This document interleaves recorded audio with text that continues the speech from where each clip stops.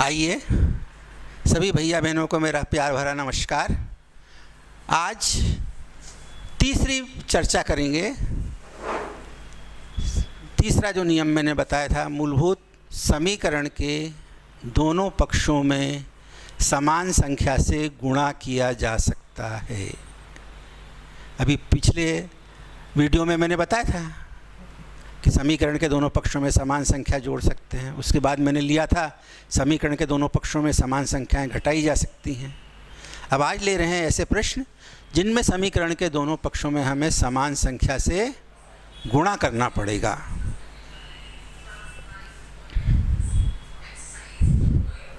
जैसे प्रश्न है m/3 = 8। यह समीकरण है? हाँ है, क्योंकि बराबर का चिन्ह आया है, दो पक्ष। यदि हम m का मान ज्ञात कर लें तो हमारा समीकरण हल हो जाएगा। तो दिस इम्प्लाइज, या यह सूचित करता है समीकरण के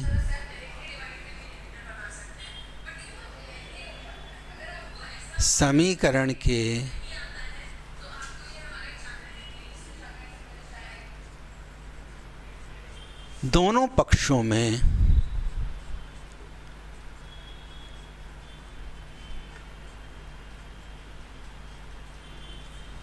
तीन से गुणा करने पर, 3 से मल्टीप्लाई करने पर, समीकरण के दोनों पक्षों में 3 से गुणा करने पर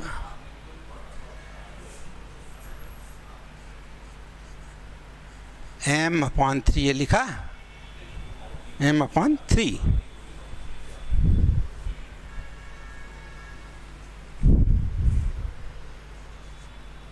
× 3।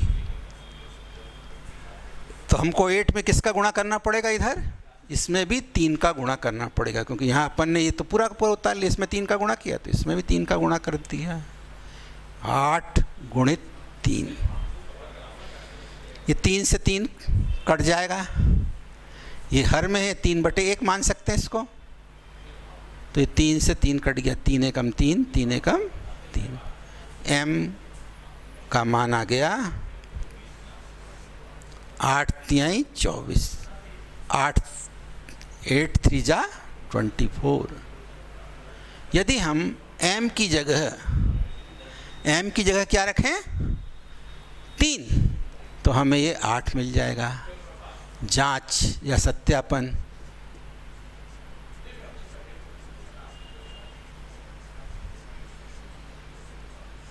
लेफ्ट हैंड साइड क्या है? वाम पक्ष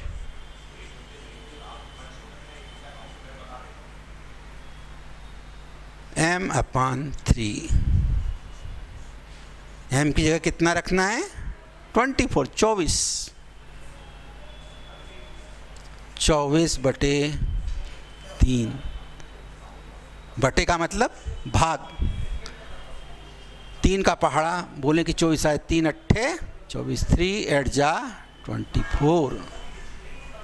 और यही क्या आ गया अपना right hand side. Right hand side क्या है? दक्षिण पक्ष। कितना है? 8। दोनों का मान बराबर आ गया। हमने जो प्रश्न किया है वो सही है, हमने अपनी जांच खुद कर ली। एक और प्रश्न लेते हैं।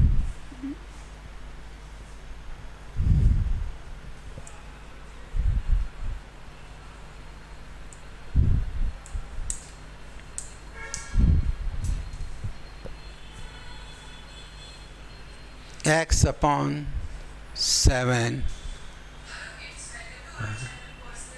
5। x/7 = 5। अब यदि ये 7 हट जाए, यदि यह 7 हट जाए तो x की वैल्यू आ जाएगी, x का मान आ जाएगा। तो हमने क्या किया, समीकरण के दोनों पक्षों में 7 से गुणा करने पर, 7 से गुणा कर दें, 7 से गुणा करने पर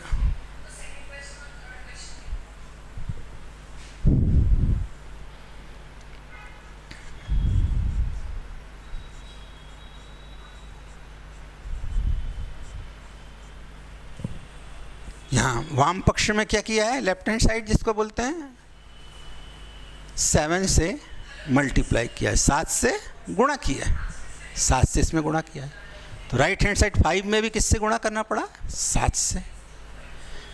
ये 7 7 कैंसिल हो गया, 7 1 जा 7, 7 1 जा 7, तो ये आया x। अब देखिए थोड़ा ये गैप रखना चाहिए। जब हम लोग कॉपी जांचते हैं तो सबसे बड़ी गलती क्या होती है कि आप लोग बिल्कुल यहीं पे लिख देते हैं, तो ये पता नहीं चलता है कि आपने क्या किया है। तो थोड़ा गैप आप छोड़िए और उसके बाद इम्प्लाइज का चिन्ह बनाइए। तो ये आपका आ गया x बराबर 5 7 जा 35, 5 7 35। अब अपन इसी तरह से इसकी जांच कर सकते हैं, जांच या सत्यापन। लेफ्ट हैंड साइड क्या है अपना, वाम पक्ष इधर है,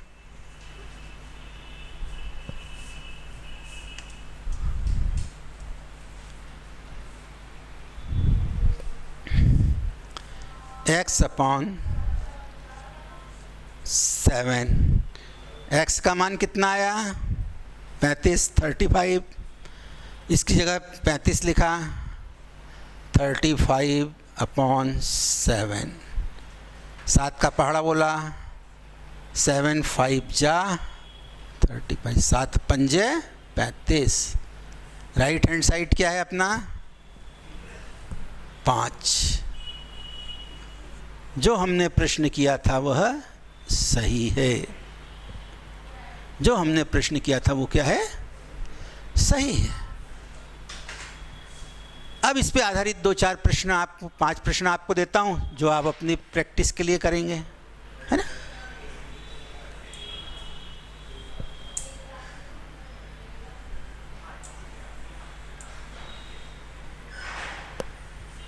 पहला,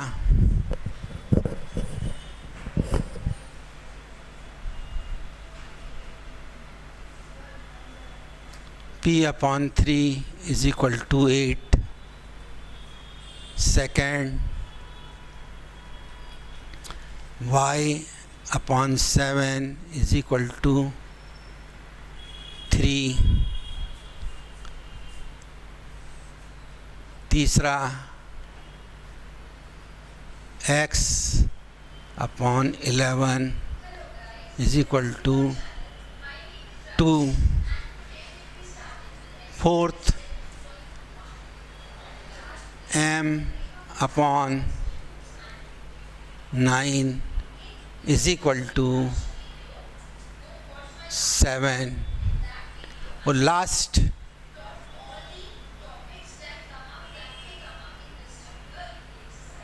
b/8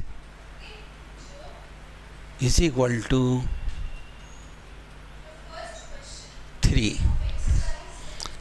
अब इनके उत्तर भी आप लिख लें जिससे कि आपको सत्यापन करने में सुविधा हो। ये उत्तरमाला इन 5 प्रश्नों की जो आपकी प्रैक्टिस के लिए है।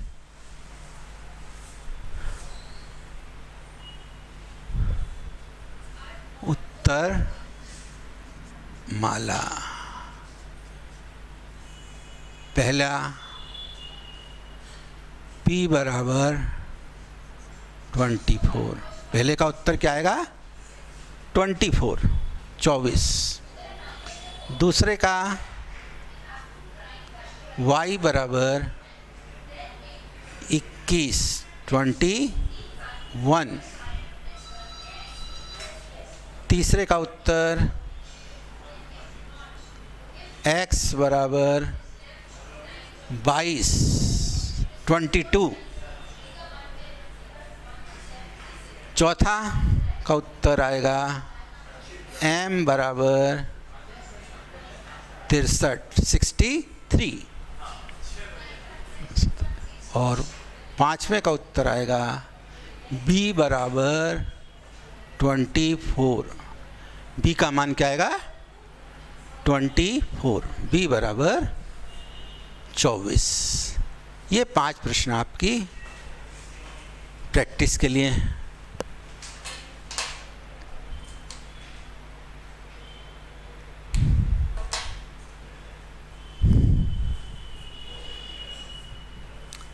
तो आप पहले वाम पक्ष लिखेंगे, जो p की वैल्यू आई है वो p की जगह रखेंगे और देखेंगे क्या यह 8 के बराबर आता है, क्या यह y का मान 3 के बराबर आता है।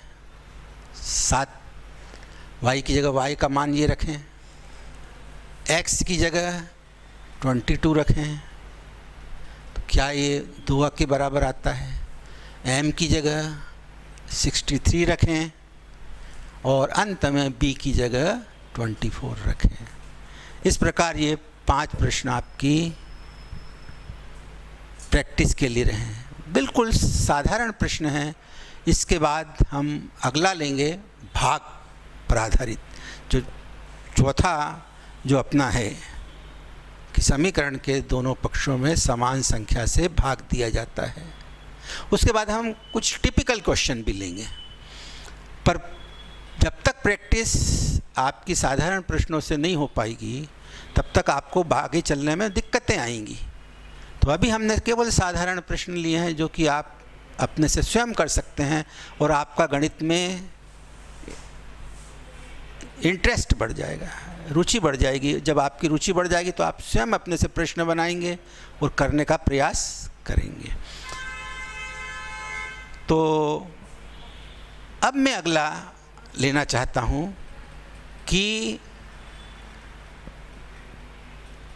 उस संक्रिया को जब हम समीकरण के दोनों पक्षों में समान संख्या से भाग देंगे।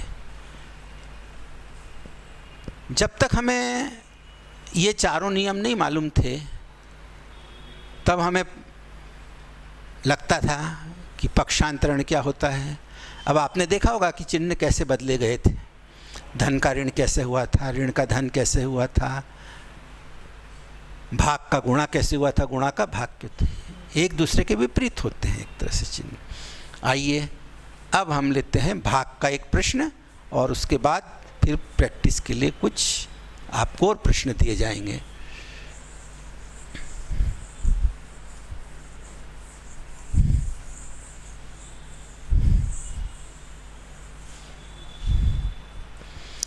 इन प्रश्नों में हम भाग की संक्रिया करेंगे। समीकरण के दोनों पक्षों में भाग की संक्रिया होगी। देखिए पहला प्रश्न है 3x इज इक्वल टू 24। प्रश्न इस तरह से शाब्दिक रूप में क्या बनेगा, 3 और x के बीच में कोई चिन्ह है क्या, नहीं। किसका चिन्ह माना जाएगा, गुणे का। इसको 3 डॉट x या 3 गुणित x बराबर 3x ऐसा। तो गुणे की उल्टी क्रिया भाग। यदि हम दोनों पक्षों में 3 से भाग दे दें तो हमारा x का मान निकल आएगा। दिस इम्प्लाइज समीकरण के दोनों पक्षों में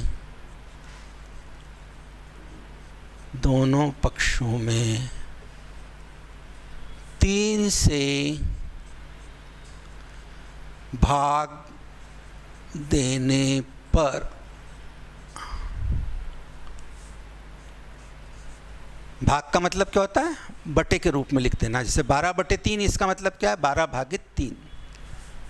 12/3 का मतलब 12/3। इधर भागफल लिखें चाहे ऊपर भागफल लिखें, इधर भी लिखा जाता है और इधर भी लिखा जाता है। तो अपने 3x बटे 3 वाम पक्ष में किससे भाग दिया हमने? 3 से। वाम पक्ष में 3 से भाग दिया है तो दक्षिण पक्ष में भी हमें 3 से भाग देना पड़ेगा। 24/3। न्यूमरेटर और डिनोमिनेटर, अंश और हर में समान संख्याएं कैंसिल हो जाएंगी। काटने पर गैप रखना है जैसा मैंने बताया था, नहीं तो यहाँ लिख देंगे तो आपका x अलग दिखेगा, संख्या अलग दिखेगी। x बराबर 3 का टेबल पढ़ा अपन ने, 3 का पहाड़ा पढ़ा, 3 अट्ठे 24, 3 8 जा 24, x बराबर 24। मैंने बताया था कोई चिन्ह नहीं, इसका मतलब क्या? गुणे का चिन्ह। आइए सत्यापन करते हैं, जांच करते हैं। जांच या सत्यापन। 3x ये क्या अपना लेफ्ट हैंड साइड है, वाम पक्ष, वाम पक्ष। 3 गुणित x का मान कितना आया? 8, 3 अट्ठे 24, 3 8 जा 24। और ये क्या अपना right hand side, right hand side. हमने जो प्रश्न किया है वो हमारा सही है, क्योंकि यहाँ अपन x की जगह क्या रखते हैं? 8, तो हमें 24 मिल जाता है। अब अभ्यास के लिए कुछ प्रश्न आप लिख लें।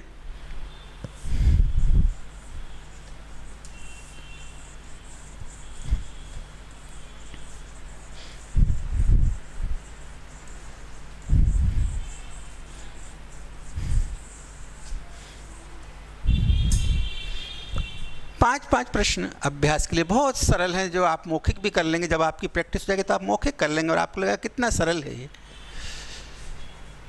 x/3 = 11। दूसरा p/7 = 3। तीसरा y/5 = 3। चौथा है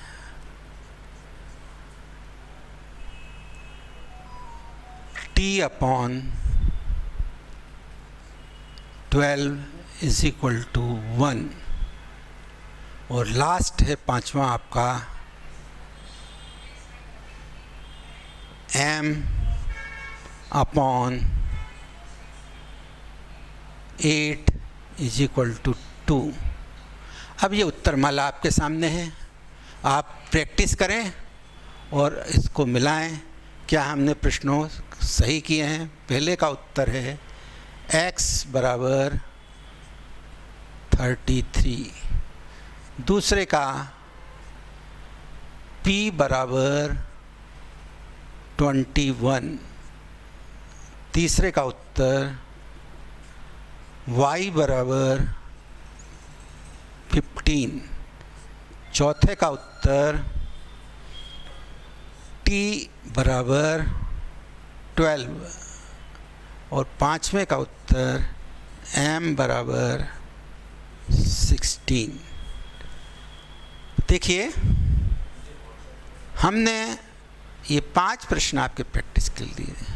पहले का उत्तर 33, दूसरे का 21, तीसरे का 15, चौथे का 12 और पांचवें का 16। इस तरह से ये हमारा सरल मूलभूत रूप से 4 सिद्धांतों के द्वारा समीकरण का हल कि हमने बहुत सरल प्रश्न लिए हैं, जो कि हर विद्यार्थी, कमज़ोर से कमज़ोर विद्यार्थी भी यदि इनकी प्रैक्टिस करेगा तो उसे आगे बढ़ने में सुविधा होगी। मैंने अपने मन से ऐसे प्रश्न लिए जिससे कि आपको करने में कोई तकलीफ़ नहीं होगी। हर स्टेप का ध्यान रखना है, कैसा स्टेप लिखना है, चिन्ह बनाना है और अंत में रिजल्ट लिखना है आपको। तो यहीं पे मैं अपना ये समापन करता हूँ और आप अपने प्रश्नों को करके देखें स्वयं।